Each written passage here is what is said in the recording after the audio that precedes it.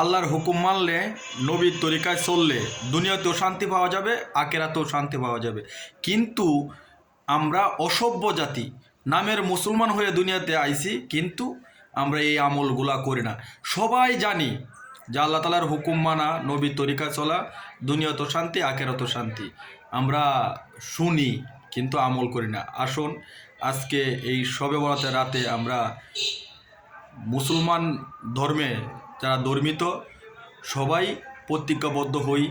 আমরা সবসময় আল্লাহর হুকুম মানব, নবীর তরিকায় চলব, অন্যের ক্ষতি করব না, চেষ্টা করব সবসময় অন্যের উপকার করার জন্য।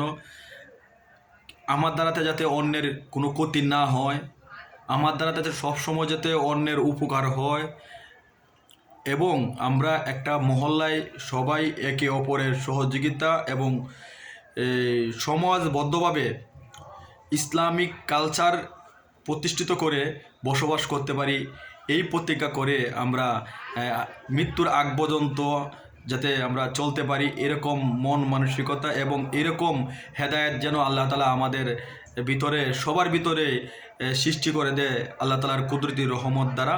আমরা এই প্রতিজ্ঞায় আমরা আজকের এই শবে বরাতে সবাই সবার জন্য দোয়া করব, সবাই সবার জন্য সুস্বাস্থ্য কামনা করব।